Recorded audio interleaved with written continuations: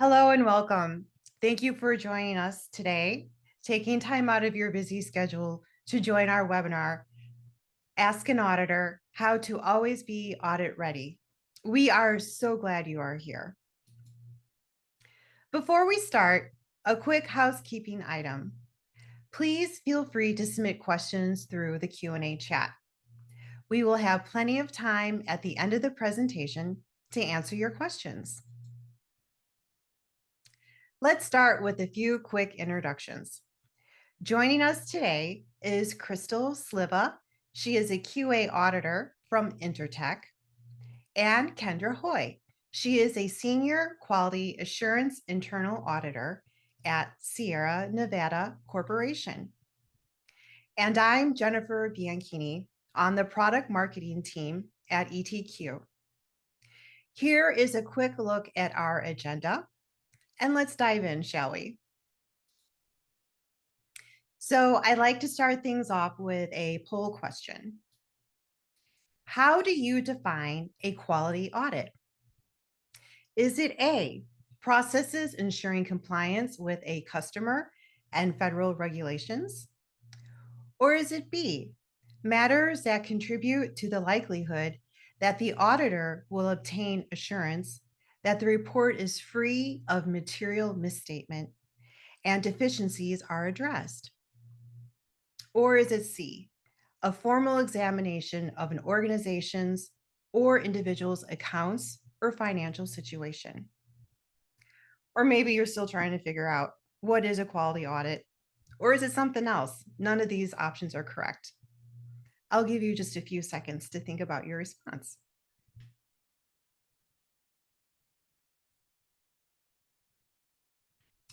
Well, if you've selected A, B, or C, you aren't incorrect.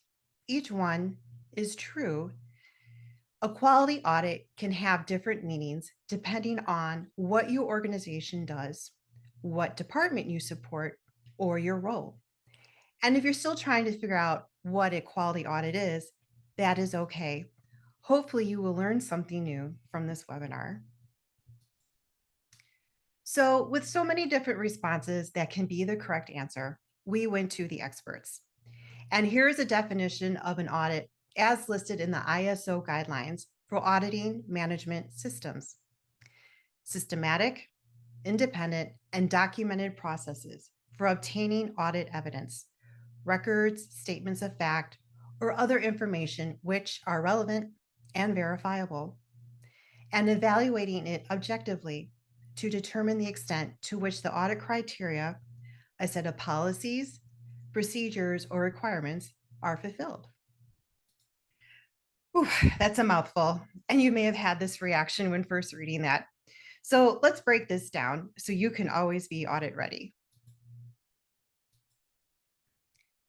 So here are some challenges we've heard from our customers that can arise during the audit process, issues they have experienced over time. The first being they have multiple systems that have duplicate pieces of information or inconsistent information. How do you know which information is correct? Also, how do you take that information that is in a file system or a SharePoint folder and move it to a centralized system so it is accessible to the people who need to access it? And then there is a time it takes to prepare for an audit. You know an audit's coming up, but how do you find all of the information that you need? How do you even know all of the information that you're going to need? And what is that auditor going to ask for? Then there are your suppliers. How do you have visibility into your suppliers so that you can get the information you need to address any audit questions? And finally, some folks might do things one way and another team does it another. How can you ensure consistent quality if processes are not aligned? So there are a lot of different challenges that can come up during a quality audit, and these are just a few. I'm sure everyone here on this webinar can talk to some of the challenges they have experienced while doing an audit and preparing for one.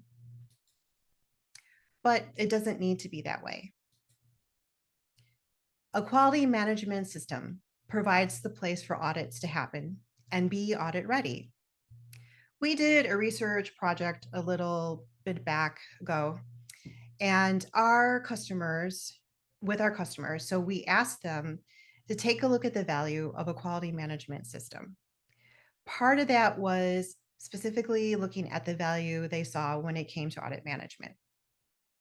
And what we heard from them was they really saw the value when it came to reducing the risk of noncompliance and where they saved time spent on planning and executing the audits.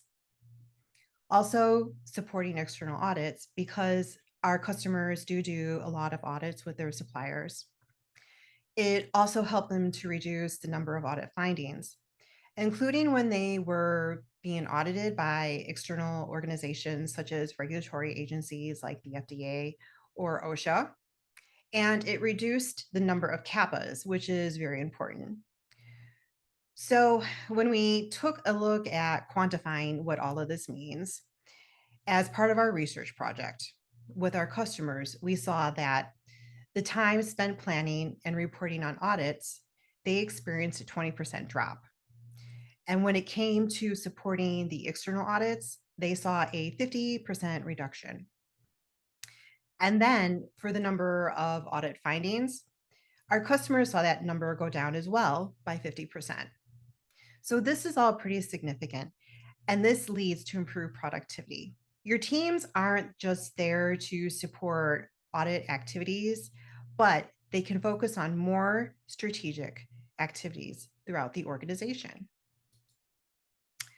So now I'd like to turn it over to Crystal from Intertek, where she will share with you how they are always audit ready. Crystal? Hey everyone. Thank you for having me today. So I just want to start off with a little overview about what Intertek and our location here in White House, New Jersey. So we've been serving our clients for over 30 years, located in White House, New Jersey. It's Central Jersey for those of you familiar. Our footprint here is about 30,000 square feet. And we are an FDA registered facility, and we are CGMP compliant. We manage DEA license schedules 1 through 5 and do an in-depth analytical testing in a range of materials. These serving domestic and foreign clients currently, ethical, innovator, and generic pharmaceutical companies, contract manufacturers, virtual pharmaceuticals, biotech companies, chemical companies, and med device. And a little bit about myself. So I'm currently the ETQ system administrator here. I've been with Intertek for over 20 years and close to 20 in quality assurance specifically. I do a lot of the administrative oversight in the following processes for our site. So our quality management systems, training, document management, suppliers, audits, controlled substances, and equipment management, besides being the system administrator for ETQ. This is my third system that we have fully validated, which is the IQ, OQ, PQ, installation qualification, operation qualification, and performance qualification system for QA, which is a requirement in the regulatory space. And the administrator for previous document management systems. I've created document retention system here, and I am our database administrator. So I wear many hats like most of us do. So we receive a lot of audits, and it's important for us to have ourselves always ready for our customers to come in the door, as well as regulatory bodies. So there's a lot of preparations to ensure that we have our compliance and that we are present and ready in a timely manner. So that includes our quality management system, our doc control system, and training management, which we utilize ETQ to house all of those items and bring them through during an inspection. So when an audit is scheduled, we'll notify staff and begin preparing for our inspection. We like to make sure that all of our staff are aware that we'll have clients in for inspection or regulatory bodies. We'll review the agenda and make sure that we have all agenda items ready. We'll prep our audit portal, which we've constructed with the ETQ pushing into that portal that allows our clients to have access to documents without direct access into ETQ using ETQ's API. Currently, we have the doc control system pushing into there, and we'll review our previous observations and action items that need updating or actions in ETQ, such as through the CAPA management system. And then we review any related quality management items related to the customer or regulator, going through the deviations, investigations, change controls, customer complaints, review the client's recent work in the last 2 years, and then place it in the portal as well. And then we'll review training records for staff that may have performed work for the customer using the training management module. So preparing for an audit is all about being prepared, being organized, and being transparent, and being audit ready every time. ETQ allows us to keep all of our quality monitoring centralized, visible, and connected.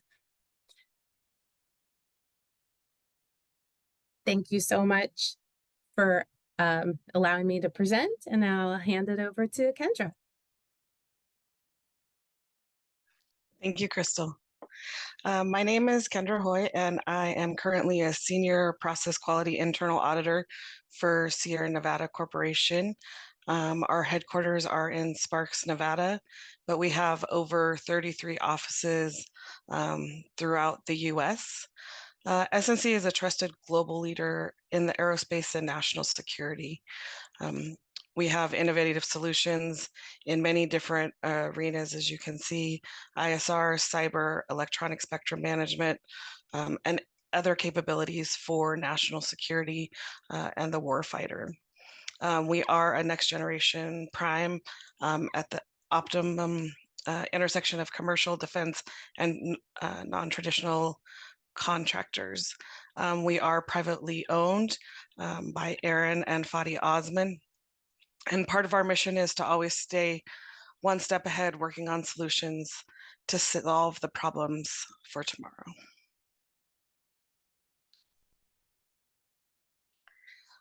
I have over 20 years of audit experience in different arenas. I've worked for a big four audit firm, auditing for software to the contract.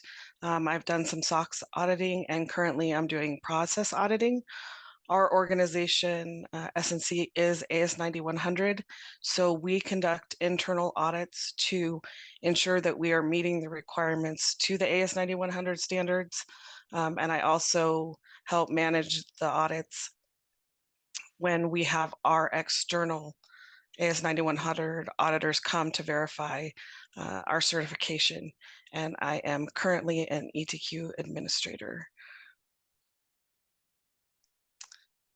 So for myself, my audit story is that for software licenses, we always had to have customer relations and understand the terms of the contracts that they had, whether it was with the customer we were working for, or if I was working internally at the software company.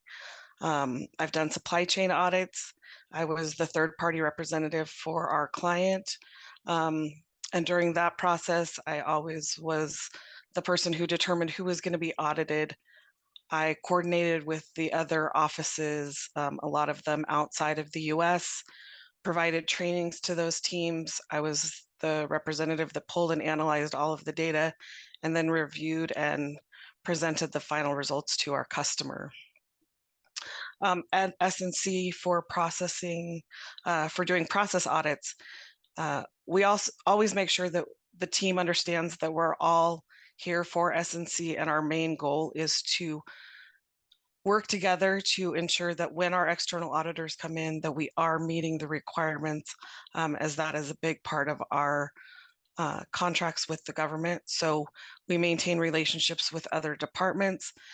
We work with those external auditors to ensure that we are compliant, and then we evaluate effectiveness of the processes, and write and manage the corrective actions.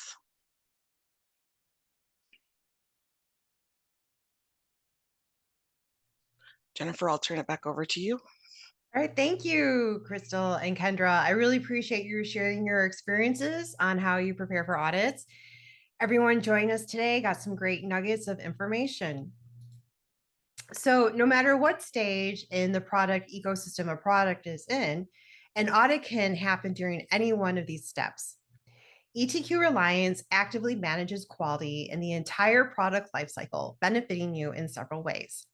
So as I mentioned previously, our customers experienced reduced rework and waste, improved process efficiency, also increased productivity, and they avoided recalls and product liability claims. And finally, supporting the audits that can take place at each step. As you can see, with ETQ, you are in good company. We serve hundreds of customers of all shapes and sizes across many industries. We apply learnings and best practices from across all of these industries to provide a unique value to all of our customers. For over 30 years, ETQ has empowered quality champions to use quality management as a catalyst for business success. We offer a flexible, scalable, easy-to-use QMS solution that's purpose-built to connect quality processes to all areas of your organization. We aim to be a trusted advisor to our customers, helping to guide them along their quality journey. Also, we're a part of Hexagon, a global leader in sensor, software, and autonomous manufacturing solutions. So we've now reached the point in our webinar for some Q&A. So I'm going to go ahead and check out our little box. Let's see. One question that we have, what is the percentage of internal audits versus external audits? And for external audits, what is the percentage spread across customers, regulatory bodies, and other audit types? Crystal or Kendra, would either one of you be interested in taking that on, or maybe both? Maybe Crystal, you'd like to go first? Sure. So I'm just rereading a percentage of internal versus external. So for us, we have a small amount of internal audits at our facility. It's not to say that Intertek as a whole doesn't do a lot more, but for our facility, we are doing internal audits probably once per year, but we divide it up per lab and do one lab each quarter. And then external, we have a lot more in comparison. So probably, I would say anywhere around 20 to 30 external audits that we're servicing. And what's the spread across customers and regulatory bodies? So primarily those external audits are mostly customers. I think once a year, it's usually a regulatory body, or we have our ISO certification as well. So I hope that answered your question. Great, thank you. Kendra, do you have anything to add? I don't have it by percentage, but internally, we as an organization continue to audit throughout the year on our internal processes to ensure that each area of the business is meeting the requirements. And then yearly, we typically have our AS9100 audit checked, and then the years that we are up for recertification, we'll have a full audit. We do have customer audits depending on what their need is, as a lot of our customers are the government, so they'll come in as needed. And then we do have a team, another team separate from myself, that does audit our suppliers to ensure quality. So in terms of a percentage, I don't have that, but there's continual audits throughout the organization. Yeah, no, I appreciate that, because I think that that helps with keeping that closed circle loop that we have talked earlier about, the product life cycle, where you can be audited any step. And so if it's always continuous, you're always prepared. Um, I think this is a nice question for either one of you. Can you give an example, or maybe you have a little story of maybe a surprised finding that you came across during an audit? So a surprise finding that we came across during an audit. Or significant or surprise finding? So with those, we would manage those by entering them into ETQ, into the CAPA portal. It would be linked back to an inspection if that's what kicked it off, or if it was an ad hoc observation that was brought to Quality Assurance's attention, we would just enter it as a CAPA with some kind of action to make sure that it's on in front of all of our view. I agree, Crystal. When things are found ad hoc at our organization, CAPA is written and then it is reviewed, and we actually have a field for a risk matrix. So once the risk is determined, if it is a higher risk and leadership determines that it is a larger enough finding, then we will implement a audit. We do our audit planning at the beginning of the year to ensure that we're covering all of the basis of the AS9100, all of the clauses. But if something does come up ad hoc, it will be added throughout the year if it's determined to be beneficial enough or have enough ROI for the business. Otherwise, it's handled as a CAPA. Okay, great. And I think we have a question that came in also, I think that ties into that. So they're asking, do you think preparation for an audit is the most important phase in the audit cycle? I would say, Yeah, sorry, Kendra. I would say that all phases, we do a lot of pre-planning.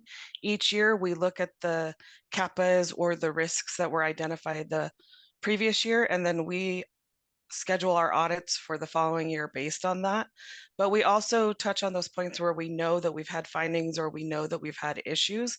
So I would say almost all of the phases of our audits are important.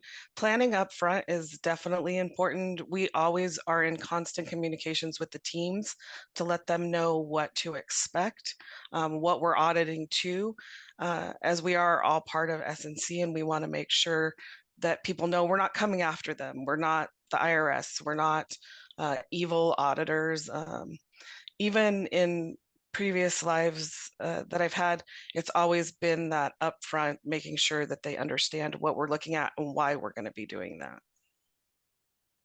So I think communication is the biggest part of the audit process from my perspective.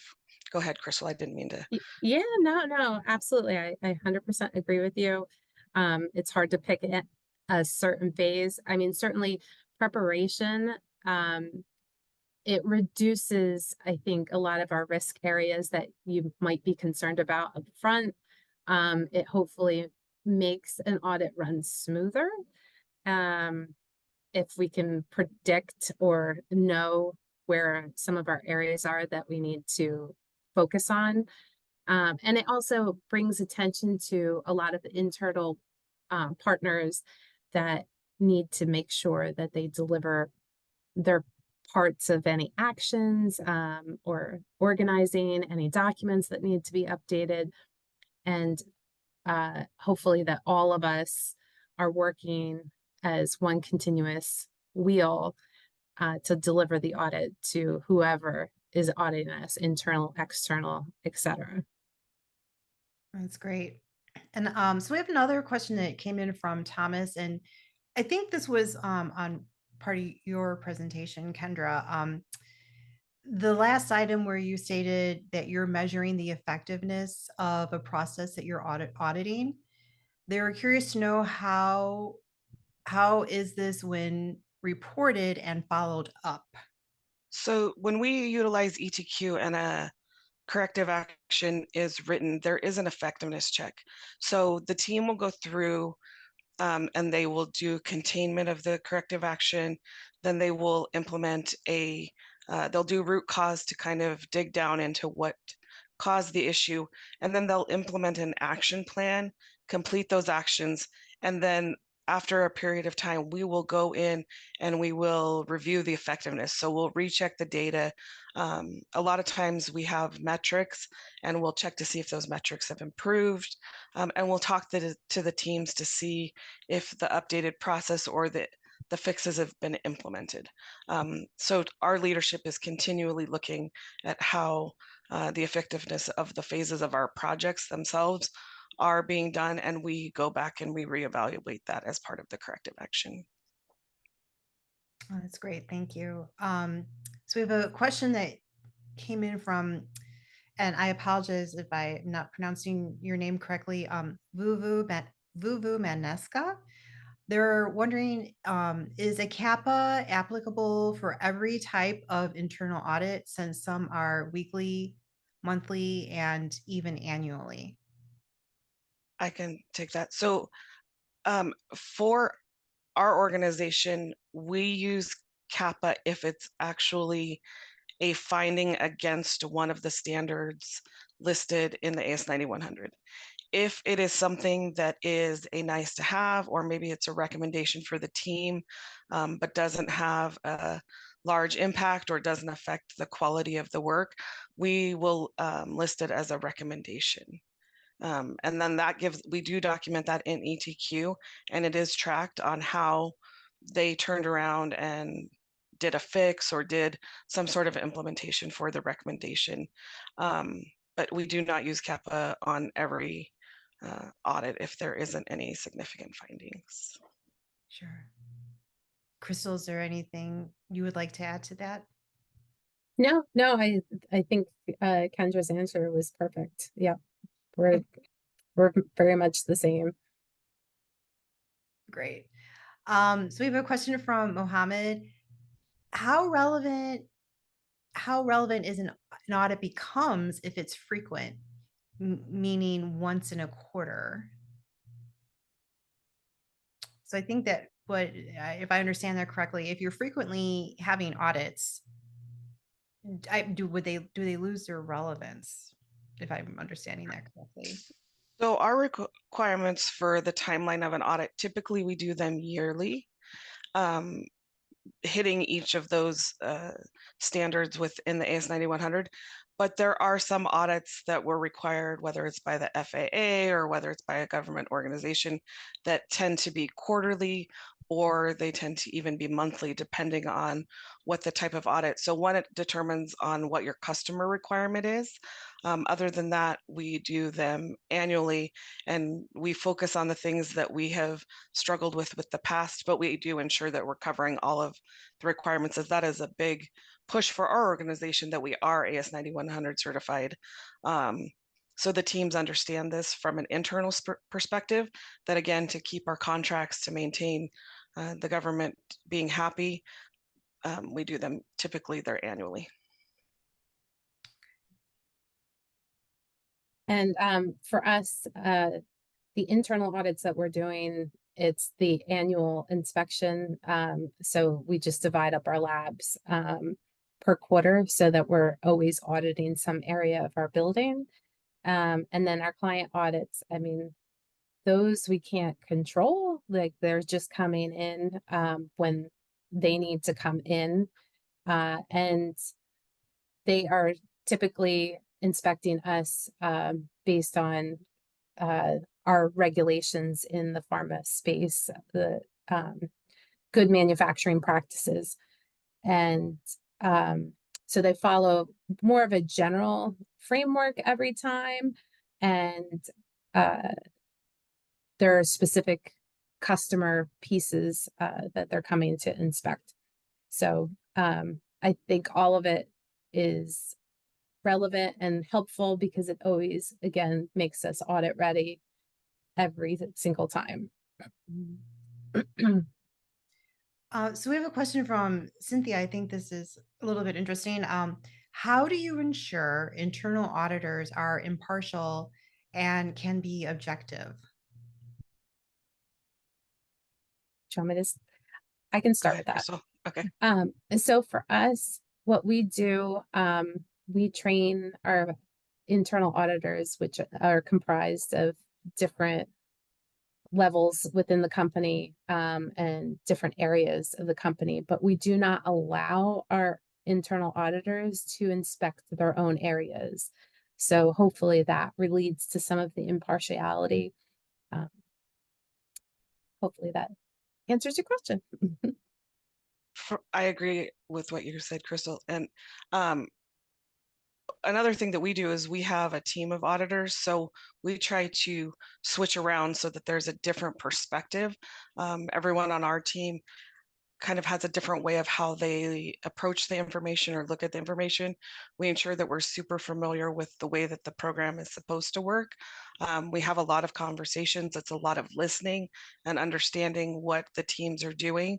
And then myself and our team will switch around the audits typically yearly so that there's a different set of eyes looking on that process, and it's not the same person over and over to allow for that impartiality.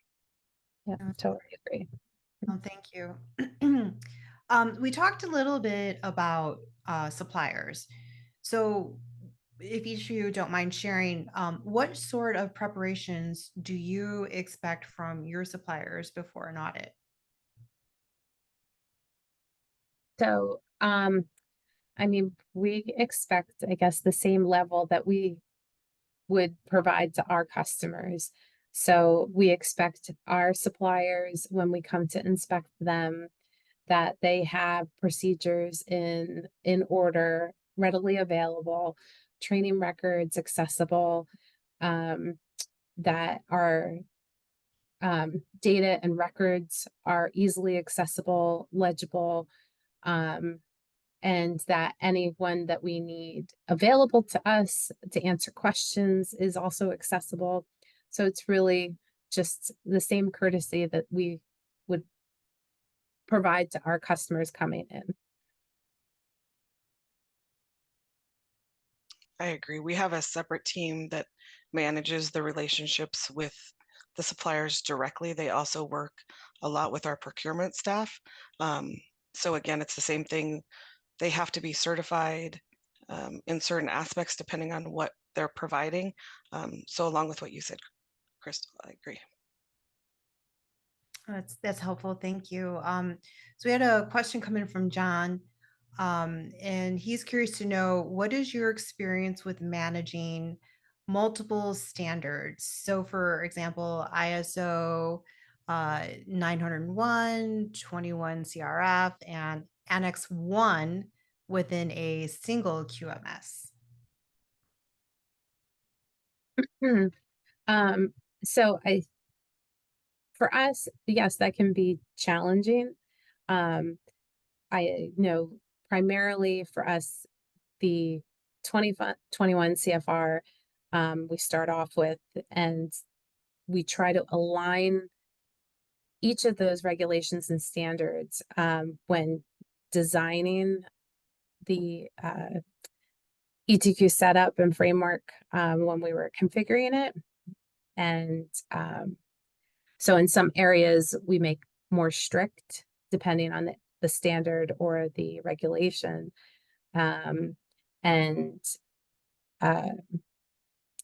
It's really, because our highest level here is that that GMP requirement, we do make things a lot more stricter. And then in the cases of ISO, the opportunities when there are will utilize those standards. So I know it can be challenging. Yeah. For our organization up front, we're having conversations with the other teams that Mhm. may manage the FARs or the DFARs.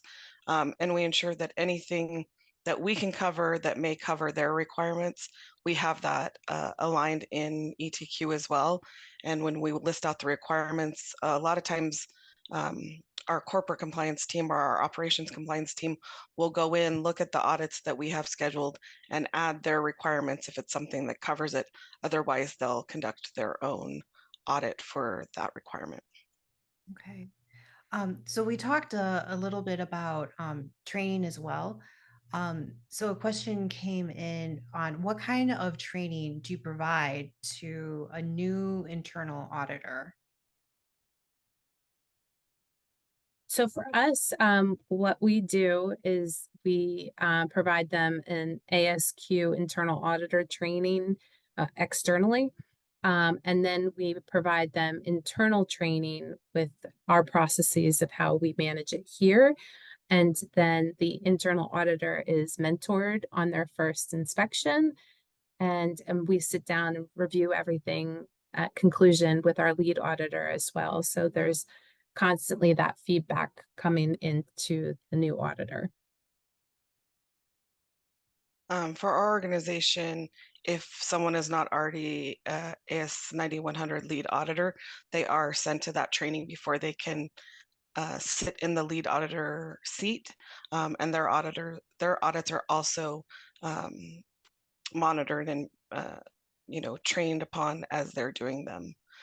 Everyone currently on our team and other individuals within our organization are AS 9100 internal auditor certified. So if there's any questions, our team meets every day to talk about any issues that arise. So we're constantly working together and spreading our knowledge around. So That's great. So we had a question come in from Scott. And I think this is good too to share with other people on the call who might be in this situation. So Scott says they are working on an initial ISO 901 certification. Our quality metrics have just begun to be tracked, so it's hard to derive audits from that. We don't have any previous audits, NCs, or CAPAs to work off of.